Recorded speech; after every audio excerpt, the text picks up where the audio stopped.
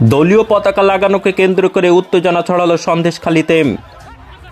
বসিরহাট লোকসভার সন্দেশখালী থানার বেড়মজুর ১ নম্বর গ্রাম পঞ্চায়েত এলাকায় শুক্রবার সকালে আইএসএফ কর্মী সমর্থকরা রাস্তার পাশে ল্যাম্পপোস্টে একাধিক দোকানে পতাকা লাগাচ্ছিল।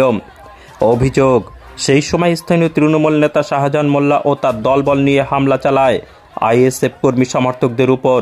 দুপক্ষের মধ্যে চলে মারধর। ঘটনায় বেশ কয়েকজন আইএসএফ কর্মী আক্রান্ত হয়েছেন।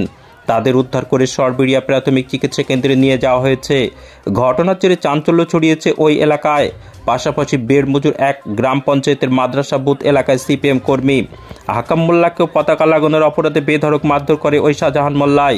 জানা গিয়েছে, বেড়মজুর ১ নম্বর গ্রাম পঞ্চায়েতের উপপ্রধান এই শাহজাহান মোল্লা তার সাকরেদদের নিয়ে এসে আইএসএফ ও সিপিএম এর কর্মী সমর্থকদের ২ পৃথক জায়গায় মারধর করেন। সিপিএম কর্মী আহত। এই ঘটনায় রাস্তায় বেরিয়ে বিক্ষোভ দেখাতে শুরু করেন স্থানীয় মহিলারা। এমএস নিউজ বাংলা চ্যানেলের পরবর্তী খবর সবার আগে পেতে ইউটিউবে চ্যানেলটি সাবস্ক্রাইব করুন, ফেসবুক পেজ ফলো করুন, ফলো বাটন ক্লিক করুন, সেই সঙ্গে খবরটি ফেসবুকে প্রচুর পরিমাণে শেয়ার করুন।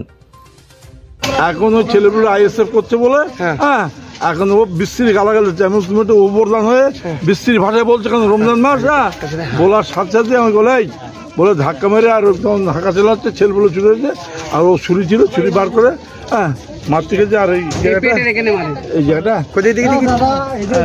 সামান্য আগা লেগে না তো বলেন কি হয়েছে?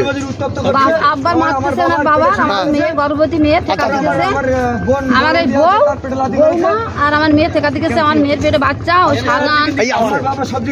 সাধারণের ছেলেরা আমার এই আর ৩-৪ জন ধাক্কা মেরে ফেলে, আমি থেকে যাচ্ছি, আমার মেয়ের আর মিটতেছে আসে আলা আলা আলা দি এমন জোরে আমার ধাক্কা মেরে মেরে এনতেছে। আমি বলি আমার ধাক্কা মারি